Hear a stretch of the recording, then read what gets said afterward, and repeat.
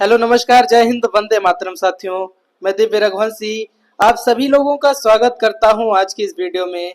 दोस्तों आज आपका ये प्रैक्टिस सेट नंबर 19 है। इससे पहले के 18 प्रैक्टिस सेट सीटेड के अगर आप लोगों ने नहीं देखे हैं तो उसकी प्लेलिस्ट चैनल पर दी गई है, एक बार से जरूर देख लें। दोस्तों चैनल पर नए हैं तो चैनल को सब्सक्राइब कर लीजिए। आइए दोस्तों समय को व्यर्थ किए बिना आज की क्लास को शुरू करते हैं। क्लास का पहला प्रश्न है साथियों, किस गुप्त शासक को कविराज कहा गया? दोस्तों निम्नलिखित में से किस गुप्त शासक को कविराज की संज्ञा दी गई? समुद्रगुप्त को, रामगुप्त को, स्कंदगुप्त को या कुमारगुप्त को? तो इसका सही उत्तर हो जाएगा साथियों ऑप्शन नंबर ए समुद्रगुप्त को। दोस्तों समुद्रगुप्त को कविराज की संज्ञा दी गई थी और इन्हें सिक्कों में वीणा बजाते हुए भी दर्शाया गया है। अगला और दूसरा नंबर प्रश्न है साथियों, हड़प्पा सभ्यता में विशाल स्नानागार का साक्ष्य कहाँ से प्राप्त हुआ है? दोस्तों हड़प्पा सभ्यता में विशाल स्नानागार का साक्ष्य कहाँ से प्राप्त हुआ है? हड़प्पा से, मोहनजोदड़ो से, लोथल से या धौलावीरा से? तो इसका सही उत्तर हो जाएगा साथियों ऑप्शन नंबर बी मोहनजोदड़ो से। दोस्तों हड़प्पा सभ्यता में जो विशाल स्नानागार और विशाल अन्नागार के साक्ष्य प्राप्त हुए हैं वो मोहनजोदड़ो से प्राप्त हुए हैं। अगला और तीसरा नंबर प्रश्न है साथियों, भीमबेटका की गुफाएं कहाँ अवस्थित हैं? दोस्तों महत्वपूर्ण प्रश्न है। पूछा गया कि भीमबेटका की गुफाएं कहाँ अवस्थित हैं? मध्य प्रदेश में, महाराष्ट्र में, कर्नाटक में या उत्तर प्रदेश में? तो इसका सही उत्तर हो जाएगा साथियों option number A Madhya Pradesh में। दोस्तों मध्य प्रदेश के रायसेन में भीमबेटका की गुफाएं अवस्थित हैं, जहां आदि मानव द्वारा बनाए गए चित्र देखने को मिल जाते हैं। प्रोफेसर विष्णुधर श्रीवाकाड़कर ने भीमबेटका की खोज 1957 ईस्वी में की थी। अगला और चौथा नंबर प्रश्न है साथियों, समुद्र तल से ऊपर विश्व की सबसे बड़ी पर्वत श्रृंखला कौन सी है? दोस्तों समुद्र तल से ऊपर विश्व की सबसे बड़ी पर्वत श्रृंखला कौन सी है? एंडीज पर्वत, हिमालय, अल्प्स या उपरोक्त में से कोई नहीं? तो इसका सही उत्तर हो जाएगा साथियों ऑप्शन नंबर बी हिमालय पर्वत। दोस्तों समुद्र तल से ऊपर विश्व की जो सबसे बड़ी पर्वत श्रृंखला है वो हिमालय श्रृंखला है या हिमालय पर्वत है। अगला और पांचवा नंबर प्रश्न है साथियों, संविधान में कितने प्रकार के आपातकालों का प्रावधान किया गया है? दोस्तों हमारे भारतीय संविधान में जो कि विश्व का सबसे बड़ा लिखित संविधान है, पूछा गया कि उसमें कितने प्रकार के आपातकालों का प्रावधान किया गया है? एक, दो, तीन या चार प्रकार के? तो इसका सही उत्तर हो जाएगा साथियों ऑप्शन नंबर सी तीन प्रकार के आपातकालों का प्रावधान हमारे भारतीय संविधान में किया गया है। अगला और छठा नंबर प्रश्न है साथियों, सरस्वती सम्मान निम्न में से किस क्षेत्र के लिए दिया जाता है? साहित्य के क्षेत्र में, फिल्म के क्षेत्र में, खेल के क्षेत्र में या विज्ञान के क्षेत्र में? तो इसका सही उत्तर हो जाएगा साथियों ऑप्शन नंबर ए साहित्य के क्षेत्र में। दोस्तों सरस्वती सम्मान जो है ये साहित्य के क्षेत्र में दिया जाता है और दादा साहब फाल्के पुरस्कार फिल्म क्षेत्र के लिए दिया जाता है। अगला और सातवां नंबर प्रश्न है साथियों, हवन की सामग्री के लिए एक शब्द क्या होगा? दोस्तों हवन की सामग्री के लिए प्रयुक्त एक शब्द कौन सा होगा? छवि, हवि, कुंड या रवि होगा? तो इसका सही उत्तर हो जाएगा साथियों ऑप्शन नंबर बी हवि। दोस्तों हवन की जो सामग्री होती है इसके लिए अगर एक शब्द प्रयुक्त किया जाए तो उसे हवि कहा जाता है। अगला और आठवां नंबर प्रश्न है साथियों, बूढ़ा विशेषण में भाववाचक संज्ञा क्या होगी? दोस्तों बूढ़ा विशेषण के लिए भाववाचक संज्ञा क्या होगी? बुढ़ाई, बुढ़िया, बुढ़ापा या बुढ़ाओ? तो इसका सही उत्तर हो जाएगा साथियों ऑप्शन नंबर सी बुढ़ापा। दोस्तों बूढ़ा विशेषण का जो भाववाचक संज्ञा होती है वो बुढ़ापा होती है। अगला और नौवां नंबर प्रश्न है साथियों, सैंधव किसका पर्यायवाची शब्द है?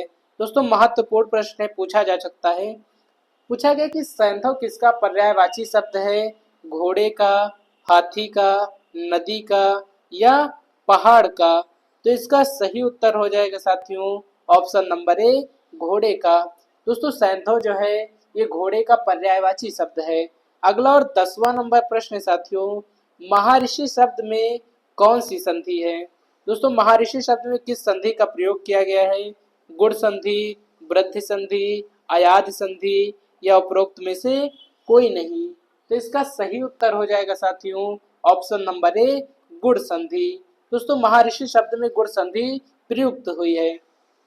अगला और 11वां नंबर प्रश्न है साथियों, दाम लगाना मुहावरे का अर्थ क्या है? दोस्तों दाम लगाना मुहावरे का अर्थ क्या है? मूल्य आंकना, पूरी कीमत देना, लागत मात्र देना या मोल भाव करना। तो इसका सही उत्तर हो जाएगा साथियों ऑप्शन नंबर ए, मूल्य आंकना। दोस्तों दाम लगाना मुहावरे का जो अर्थ होता है वो मूल्य आंकना होता है। अगला और 12वां नंबर प्रश्न है साथियों, मतदाता शब्द में कौन सा समास है? दोस्तों मतदाता शब्द में कौन सा समास है? कर्म तत्पुरुष, करण तत्पुरुष, संबंध तत्पुरुष या अधिकरण तत्पुरुष। तो इसका सही उत्तर हो जाएगा साथियों ऑप्शन नंबर सी, संबंध तत्पुरुष। दोस्तों मतदाता शब्द में संबंध तत्पुरुष का प्रयोग किया जाता है। अगला और 13वां नंबर प्रश्न है साथियों, कहा सुनी होना मुहावरे का अर्थ क्या है? दोस्तों कहा सुनी होना इस मुहावरे का अर्थ क्या है? परेशान होना, झगड़ा होना, ध्यान न देना, अनसुनी कर देना। तो इसका सही उत्तर हो जाएगा साथियों ऑप्शन नंबर बी, झगड़ा होना। दोस्तों कहा सुनी होना मुहावरे का जो अर्थ होता है वो झगड़ा होना होता है। अगला और 14 नंबर प्रश्न है साथियों, निम्नलिखित में से कौन सा शब्द स्त्रीलिंग नहीं है? निम्नलिखित में से कौन सा शब्द स्त्रीलिंग नहीं है? अड़चन, अपेक्षा, अफवाह या आचरण। तो इसका सही उत्तर हो जाएगा साथियों ऑप्शन नंबर डी, आचरण। दोस्तों आचरण जो है ये स्त्रीलिंग शब्द ना होकर ये पुल्लिंग शब्द है, क्योंकि कभी भी कहा जाता है कि आपका आचरण अच्छा होना चाहिए, ना कि आपका आचरण अच्छी होनी चाहिए। इसीलिए आचरण शब्द जो है ये स्त्रीलिंग ना होकर पुल्लिंग शब्द है। अगला और 15वां नंबर प्रश्न है साथियों, जहां अनेक वर्णों की आवृत्ति केवल एक बार होती है वहां कौन सा अलंकार होता है? श्लेष अलंकार, यमक अलंकार, छकानुप्रास या वक्रोक्ति। तो इसका सही उत्तर हो जाएगा साथियों ऑप्शन नंबर सी, छका अनुप्रास। अगला और 16वां नंबर प्रश्न साथियों, बारदोली सत्याग्रह किससे संबंधित है? दोस्तों बारदोली सत्याग्रह किससे संबंधित है?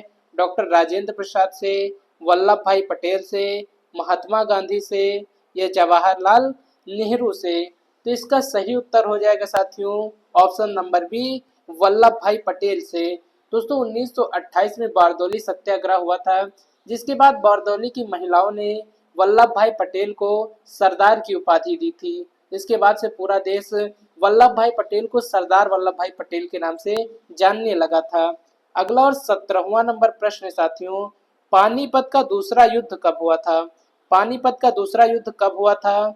1536 में, 1556 में, 1761 में या 1750 ईस्वी में।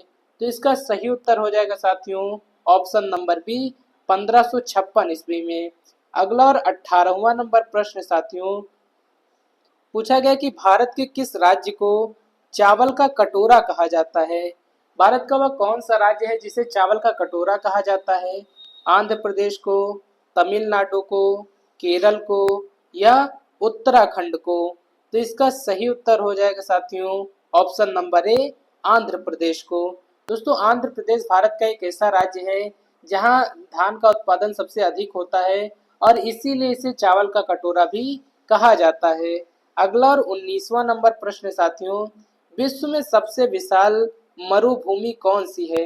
दोस्तों विश्व में सबसे विशाल मरुभूमि कौन सी है? सहारा मरुभूमि, थार मरुभूमि, गोबी मरुभूमि या ग्रेट सैंडी मरुभूमि। तो इसका सही उत्तर हो जाएगा साथियों ऑप्शन नंबर ए, सहारा मरुभूमि। सहारा मरुस्थल विश्व का सबसे बड़ा मरुस्थल है।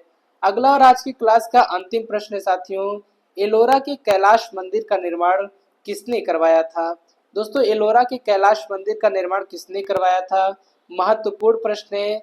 कृष्ण प्रथम ने, इंद्र प्रथम ने, इंद्र तृतीय ने या कृष्ण तृतीय ने। तो इसका सही उत्तर हो जाएगा साथियों ऑप्शन नंबर ए, कृष्ण प्रथम ने। दोस्तों एलोरा के कैलाश मंदिर का निर्माण कृष्ण प्रथम ने कराया था। आज की इस वीडियो में फिलहाल दोस्तों इतना ही। कल फिर से मिलेंगे एक नए प्रैक्टिस सेट के साथ। तब तक के लिए जय हिंद, जय भारत, जय श्री केदार।